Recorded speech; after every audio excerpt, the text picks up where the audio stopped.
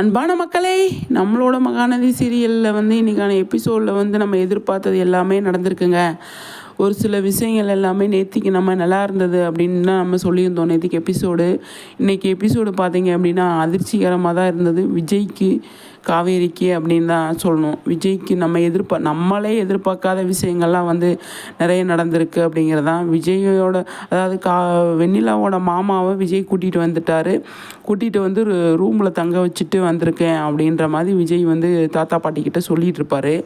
அந்த இடத்துல பார்த்தீங்க அப்படின்னா வெண்ணிலா கேட்குறாங்க, நீ என்ன சொல்கிற, என்னை அனுப்ப பார்க்குறியா, வீட்டை விட்டு அனுப்ப பார்க்குறியா அப்படின்னு கேட்குறாங்க. இல்லை, என்ன வெண்ணிலா சொல்லிகிட்டு இருக்கேன், எனக்கு ஏற்கனவே கல்யாணம் ஆயிடுச்சு, என்னோடய ஒய்ஃப் இருக்கா, உன் மாமாட்ட போய் பேசிட்டு வந்தேன். அவர் அத்தை பொண்ணை நானே தேடிட்டு இருந்தேன், எங்கள் அக்கா பொண்ணை, நான் வர்றேன், கூட்டிகிட்டு வரேன் அப்படின்னு சொல்லியிருக்காரு. இப்போ ரூமில் ஸ்டே பண்ணியிருக்காரு, கொஞ்சம் நேரத்தில் வருவார், போய் கூட்டிகிட்டு வரணும் அப்படிங்கிற மாதிரி விஜய் சொல்லுவார். நான் போகவே மாட்டேன், நான் இங்கே தான் இருப்பேன், நீ தான் என்னோடய புருஷன் அப்படிங்கிற மாதிரி பயங்கரமாக வெண்ணிலா சொல்லிகிட்டு இருக்காங்க. இந்த ராகினிக்கு பயங்கர சந்தோஷமாயிடுச்சு. சூப்பரில் நம்ம சொல்ல வேண்டியதெல்லாம் அந்த பொண்ணே சொல்லிடுது அப்படிங்கிற மாதிரி. அதுக்கப்புறமா ஓடி போய் பசுபதிக்கிட்ட சொல்லிடுறா ராகினி. சொல்லோன்னே இப்போ என்னாச்சு அப்படின்னு கேட்கும்போது, அப்பப்பா அவங்க மாமா வந்திருக்காராம், இந்த மாதிரி விஜய் அனுப்ப பிளான் போட்டிருக்காரு அப்படின்னு ராகினி போய் சொல்லமே, பசுபதி போய் அந்த ஹோட்டலில் மீட் பண்ணி பேசினா, அவர் பேசும்போது நல்லா தான் பேசுகிறாரு. இல்லைங்க, இவ்வளோ நாள் பார்த்ததே பெரிய விஷயம், நான் என் பொண்ணை கூட்டிகிட்டு போகிறேன், எங்கள் அக்கா பொண்ணை கூட்டிகிட்டு போகிறேன் அப்படி இப்படின்னு சொல்லும்போது நல்லா தான் இருந்தது. அப்படியே பசுபதிக்கிட்ட யார் பேசினாலும் சரி, அவங்க மண்டையை கழுவி அவர் என்ன நினைக்கிறாரோ அதை பூத்திடுவார் அப்படிங்கிறது தான் இதிலேருந்து நம்ம தெரிய வந்த உண்மையாக இருக்குது மக்களே. ஆனாலும் இந்த மாதிரி ஒரு ஆளில் யாராவது லைஃப்பில் கிடச்சா எந்த மாதிரி இருக்குன்னு யோசனை பண்ணி பாருங்களேன். அவ்வளோ கஷ்டங்க. நல்லா பேசிகிட்டு இருந்த மனுஷனை போய் மண்டையை கழுவி அது இதுன்னு சொல்லி, அப்புறம் வெண்ணிலாவை ராகினி கூப்பிட்டு வெண்ணிலாக்கிட்டையும் வெண்ணிலாவும் சொல்கிறாங்க அவங்க மாமா கிட்ட, அப்பாப்பா அவர் தான் என்னை ஏமாற்ற பார்க்குறாரு, அந்த பொண்ணு விட்டுட்டு போக சொன்னால் போயிடும், 1 வருஷம் கல்யாணம் அக்ரிமெண்ட் கல்யாணம், அதனால் நமக்கு சாதகமாக தான் நடக்கும் அப்படின்னு சொல்கிறப்போ, அப்படியா அப்படின்னு சொல்லிட்டு உடனே ப்ரெஸ்ஸை கூப்பிட்டு அரேஞ்ச் பண்ணி எல்லாத்தையும் சொல்கிறாங்க.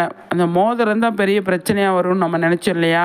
கண்டிப்பாக இந்த மோதிரம் விஜய்க்கு பெரிய பிரச்சனையை தான் கொண்டு கொடுத்துருக்கு அப்படின்னு நான் ரொம்ப ஆணித்தரமாக அன்றைக்கி நம்பிட்டு இருந்தேன். கண்டிப்பாக இப்போ அதான் பெரிய பிரச்சனையாக மாட்டிருக்கு. கையை தூக்கி காட்டுதுங்க ப்ரெஸ்ஸு மீடியா முன்னாடி, இந்த மோதிரம் அவர் போட்டது என்னோடய பொண்டாட்டியமாக தான் என்னை நடத்தினார் அப்படின்னு. இதெல்லாம் விஜய் இப்போ பாருங்களேன், இப்போ செல்லில் புறம் பார்க்குறாங்க, என்ன பண்ண முடியும். குமரன் காவேரி ஃபோனை போட்டு சொல்கிறாரு, அந்த பொண்ணு பேட்டி கொடுத்துக்கிட்டு இருக்கு பாரு அப்படின்னு. இந்த பக்கம் பார்த்தீங்க அப்படின்னா தாத்தா பாட்டியெல்லாம் கொண்டு விஜய்கிட்ட கொடுக்குறாங்க, பாருப்பா அவள் பேட்டி கொடுத்துருக்கா அப்படின்னு.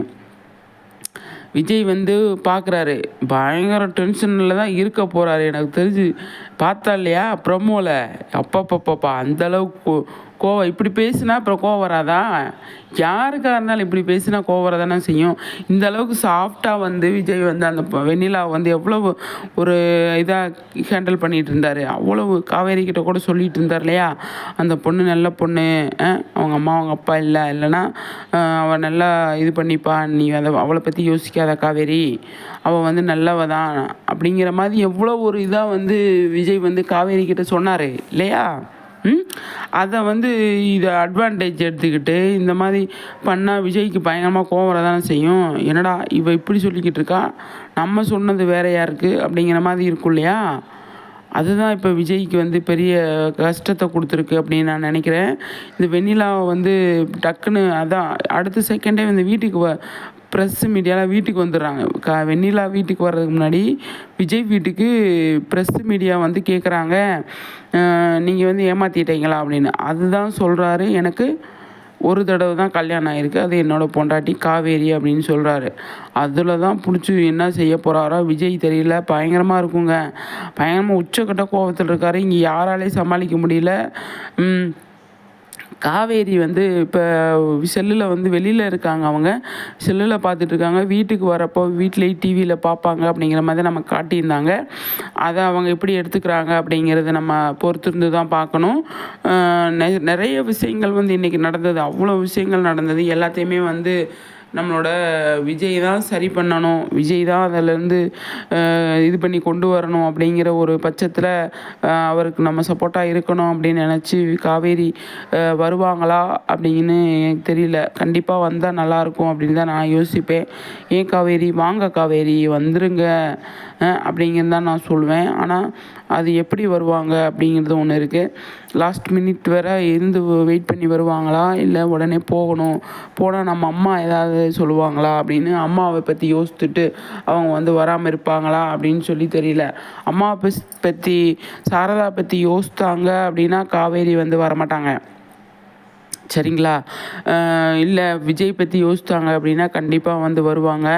அந்த இடத்துல வந்து விஜய் பக்கம் நிற்கணும் அப்படிங்கிறது தான் நான் எதிர்பார்க்குறேன். கண்டிப்பாக காவேரி வந்தால் செம்மையாக இருக்கும், சூப்பராக இருக்கும். பசுபதிக்கலாம் அப்படின்னு பசுபதியெல்லாம் ஆஃப் பண்ணலாம் அப்படின்னு சொல்லி தோணுது. ஆனால் இந்த ராகினி இந்த பசுபதி மாதிரி ஆளுங்க இருந்தால் போதுங்க, எல்லாமே சரியாயிரும். நான் நினச்சேன் சும்மா ஜஸ்ட்டு.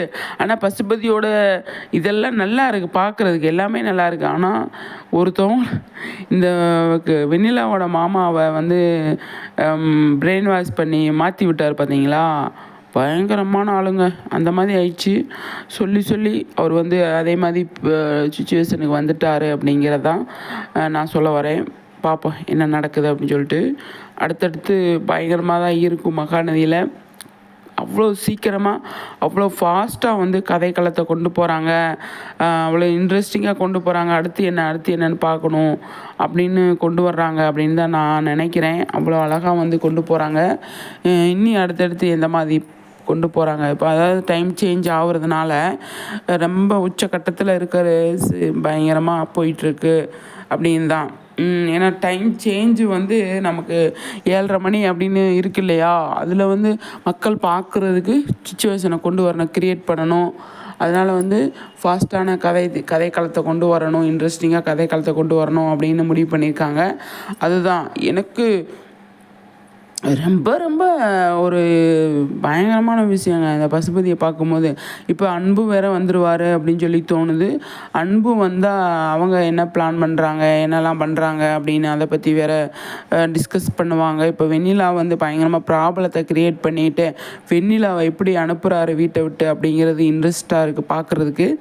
இங்கே வந்து பார்த்தீங்க அப்படின்னா அந்த இடத்துலையும் வந்து அன்பு இவங்கெல்லாம் வந்து பிரித்து ஏதாவது பண்ணுறாங்களா அப்படின்னு பார்ப்போம் என்ன நடக்குது அப்படின்னு சொல்லிட்டு. ரொம்ப அதாவது எப்படி சொல்கிறது, மகாநதியில் ஒரே ஒரு ஆள் சுற்றி இவ்வளோ விஷயம் நடக்குதுங்க. யார்? விஜய், காவேரி 2 பேர். அவங்கள சுற்றி தான் இவ்வளோ விஷயங்கள் நடக்குது. அது காவேரியை சுற்றி தான் நடக்குது. ஆனால் காவேரியை கல்யாணம் பண்ணதுக்காக விஜயை சுற்றி நடக்குது அப்படிங்கிற மாதிரி தான் இப்போ போய்கிட்டு இருக்கு. பார்ப்போம் என்ன நடக்குது அப்படின்னு சொல்லிட்டு. ரொம்ப பரபரப்பாக இன்ட்ரெஸ்டிங்காக கொண்டு போயிட்டுருக்கிற டைமில் நம்மளோட விஜய் என்ன மாதிரி முடிவு எடுக்கிறாரு, வெண்ணிலாவை அனுப்பணுங்கிற முடிவு எடுத்துட்டாரு அப்படிங்கிறது நமக்கு ஆல்ரெடி தெரியும். ஆனால் அடுத்தடுத்து எந்த மாதிரி கொண்டு போகிறாங்க அப்படிங்கிறத, இந்த வெண்ணிலா பேசுனதை நாளைக்கு என்ன சொல்கிறாரு, கோபம் பயங்கரமாக வருது, அது நமக்கு தெரிஞ்சிருச்சு. பார்ப்போம் என்ன நடக்குது அப்படின்னு சொல்லிட்டு. என்ன மக்களே, செம்ம எபிசோடுங்க இன்றைக்கி. அவ்வளோ இன்ட்ரெஸ்டிங்காக போச்சு. யாருமே எதிர்பார்க்காத எபிசோடாக இருந்துச்சு அப்படின்னு தான் சொல்லணும். அவ்வளோ நல்லா கொண்டு போயிருந்தாங்க. இன்றைக்கி எல்லாமே நல்லா இருந்தது அப்படின்னு தான் சொல்லணும். ஏன்னா விஜய் வந்து அப்பா தாத்தா கூட்டிகிட்டு வந்துட்டேன் தாத்தா, கண்டுபிடிச்சிட்டு வந்துட்டேன் அப்படின்னு அவர் நிம்மதியாக இருக்கிறது ஓரளவுக்கு நல்லா இருந்தது. அது சடனாக இந்த பக்கம் நடக்கிறது, இப்போ ராகினி போய் சொன்னது ஒரு பக்கம், அது ஒரு பக்கம் இருந்தாலும் ஆனால் விஜய் அப்பாடா அப்படிங்கிற மாதிரி இருந்தார். அதுக்கப்புறமா தாத்தா பாட்டி எல்லாருமே வந்து நல்லா பேசிகிட்டு இருந்தாங்க இல்லையா, அந்த இதெல்லாம் கூட கொஞ்சம் ஓரளவுக்கு கொஞ்சம் இன்ட்ரெஸ்டிங்காக கொண்டு போயிட்டு இருந்தாங்க. இன்றைக்கி காவேரியை வந்து காட்டலை அப்படின்னா நேற்றுக்கு ஃபுல் அண்ட் ஃபுல் விஜய் எப்படி வச்சுருந்தாங்களோ அதே மாதிரி காவேரி இன்றைக்கி வச்சுருந்தாங்க இன்றைக்கி சீனில் அப்படின்னு தான். இந்த வெண்ணிலா சாப்டரை க்ளோஸ் பண்ணுறது வரை, வெண்ணிலா சீன்லாம் முடிக்கிறது வரை விஜய் காவேரிக்கு சீன் கம்மியாக தான் வச்சுருப்பாங்க. பார்ப்போம் என்ன நடக்குது அப்படின்னு. கண்டிப்பாக அடுத்தடுத்து இந்த மாதிரி கொண்டு போகிறாங்க அப்படிங்கிறத பார்க்குறதுக்காக நான் வெயிட் பண்ணுறேங்க. நீங்கள் வெயிட் பண்ணுறீங்க அப்படின்னா கண்டிப்பாக கமெண்ட்ஸில் சொல்லுங்கள். அதை பற்றி நம்ம நிறைய டிஸ்கஸ் பண்ணலாம். சரிங்களா? அவ்வளோ ஒரு இன்ட்ரெஸ்ட்டாக போயிட்டுருக்கு அப்படின்னு தான் சொல்லணும் மக்களே.